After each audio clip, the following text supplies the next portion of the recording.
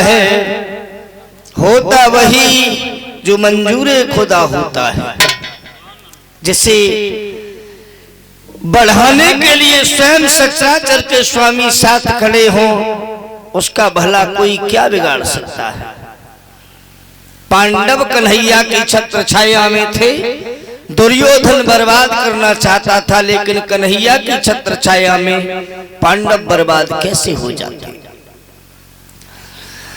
उसी खजाने से वनभूमि को साफ कराया है, सुंदर नगर का निर्माण कराया।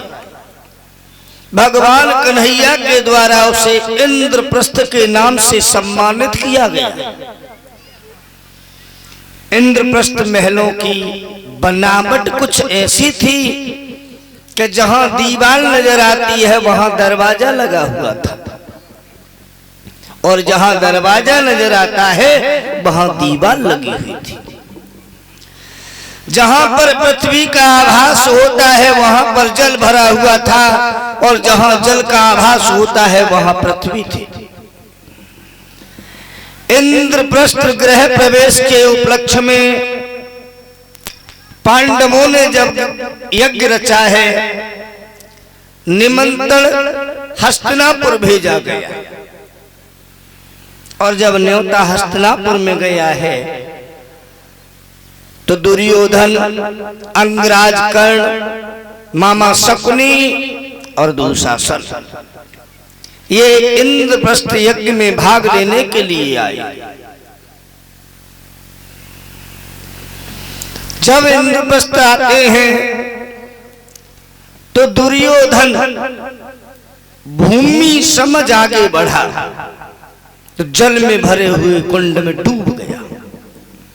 उठ करके भागा, दरवाजे समझ आगे बढ़ा है तो दीवार में खोपड़ी टकरा गई। वही महारानी द्रौपदी ऊपर खड़ी हुई थी, मुस्कुरा करके कहने लगी, अंधा का अंधा ही हुआ। अगर महारानी द्रौपदी कह देती कि देवर जी जरा देख के चलो, तो हो सकता है विश्व युद्ध महाभारत न होता। ये बाड़ी, इसमें अमृत भी है, इस बाड़ी में विष भी भरा हुआ है। बाड़ी बड़ी अमोल है यदि कोई जाने बोल, बाड़ी बड़ी अमोल है यदि कोई जाने बोल, हृदय तराजू तौल के तब मुख बाहर खो। वो शब्द कभी किसी भाई बहन के लिए न कहो जो शब्द तुम्हें अपने लिए अच्छे न लगे। जो शब्द सामने वाले से बोलो तो सोच लो पहले कि ये शब्द हमारे लिए अच्छे हैं क्या, और जो शब्द हमारे लिए अच्छे न हो वो सामने वाले के लिए कैसे अच्छे हो सकते हैं। ये महाभारत का युद्ध महारानी द्रौपदी की देन है। द्रौपदी ने कहा कि अंधा का अंधा हुआ। दुर्योधन कहने लगा है कि हाँ भाभी, हस्तिनापुर से हम चले थे, आंखों में रोशनी थी, लेकिन तुम्हारे महलों की चकाचौंध में आकर के हमारी आंखों की रोशनी गायब हो गई। वास्तव भाभी हम अंधे हो गए। द्रौपदी, यह तुझे ध्यान रहे, जिस दिन अंधा का फंदा तेरे ऊपर पड़ेगा, चिल्लाओगी महारानी द्रौपदी, रोगी, दया की भीख मांगोगी, लेकिन तुम्हें धीरज बधाने वाला कोई नहीं मिलेगा।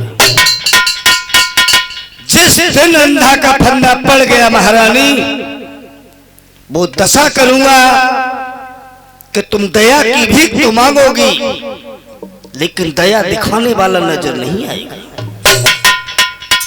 महाभारत का बीज बोग दिया। दुर्योधन वहां से चला जाता है, लेकिन एक लाश के रूप में। जब किसी संभ्रांत पुरुष का अपमान और नारियों के द्वारा हो तो वो जीता है, लेकिन लाश के रूप में। और दुर्योधन जितना बड़ा स्वाभिमानी पुरुष भारत में न है, न हुआ, न होगा। जिस दुर्योधन ने एक स्वाभिमान के प्रति 18 दिन में 18 अक्षौड़ी सेना मरवा दी, नरसंहार करा दिया। अब बताओ इससे बड़ा और भी कोई स्वाभिमानी होगा? दुर्योधन वहां से लौट करके चला जाता है, उदास मन से दुर्योधन हस्तिनापुर में रहता है। एक दिन मामा शकुनी कहने लगे हैं कि पुत्र, जब से तुम वहां से लौट करके आए हो, मैं देखता हूं कि तुम उदास उदास घूमते रहते हो। क्या कारण है? किस बात के लिए उदास रहते हो? और ये सिर्फ एक जलन की वजह से था, क्योंकि पांडवों से दुर्योधन को जलन थी। और कभी भाई किसी के लिए जलन पैदा मत करो मन में। जलन से अपने शरीर को तो नष्ट कर सकते हो, सामने वाले का कुछ नहीं बिगड़ेगा। और आज का भाई अपने दुख से दुखी नहीं है, पड़ोसी के सुख से दुखी है। अपना दुख है, उससे दुखी नहीं। लेकिन पड़ोसी दाल रोटी चैन से खा रहा है तो उनके पेट में दर्द बहुत होता है कि चैन से खा कैसे रहा है। और खास तौर पे अहीरों में ये ज्यादा देखने को मिलता है। अदर कास्ट में आप देख लेना, अगर कोई भाई बढ़ता है तो और लोग सहयोग करने लगते हैं कि और बढ़ाओ इसे, समाज में नाम रोशन करेगा। लेकिन अपने अहीरों में एक कमी है सबसे बड़ी, कि अगर कोई भाई बढ़ने लगे तो ये सोचते हैं कि आगे कैसे निकला जा रहा है, इसके पैर पकड़ो पीछे खींचो बराबर में रहे, आगे न निकल जाए। अरे भाइयों, अगर तुम्हें रोज काम नहीं देगा तो कभी जीवन में एक दो बार तो काम दे ही जाएगा। समाज में नाम रोशन करेगा तो किसी न किसी जगह तुम्हें भी उसके नाम से सम्मान मिलेगा।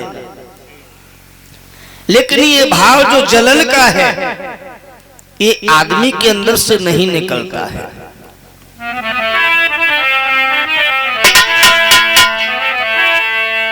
किसी दिन खाक के अंदर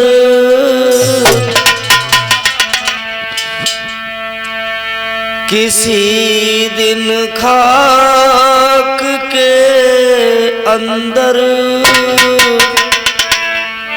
हमें भी घर बनाना है। किसी दिन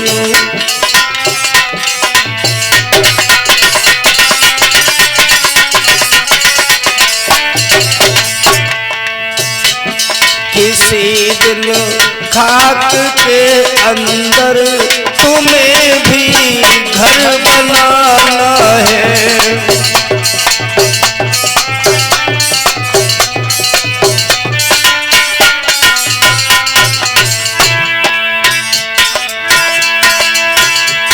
बहुत धोया बहुत माना,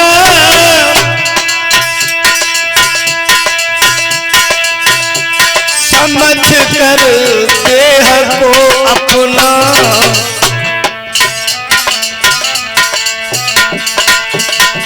मगर अफसोस इसको भी एक दिन छूट जाना है।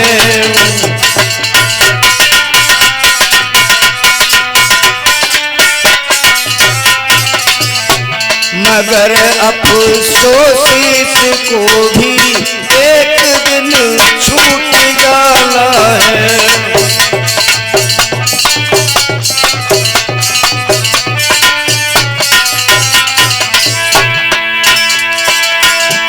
बोलो जैसी नजाकत को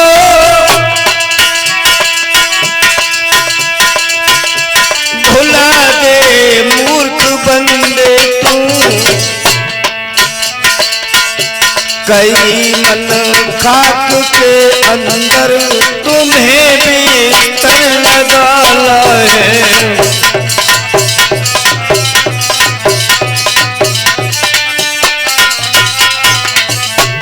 रखई मन खाक के अंदर हमें बिस्तर लगाना है।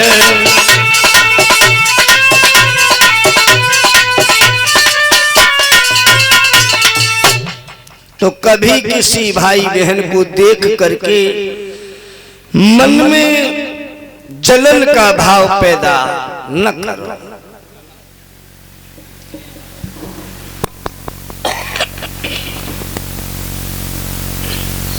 क्या बोले? क्या कुछ होगा?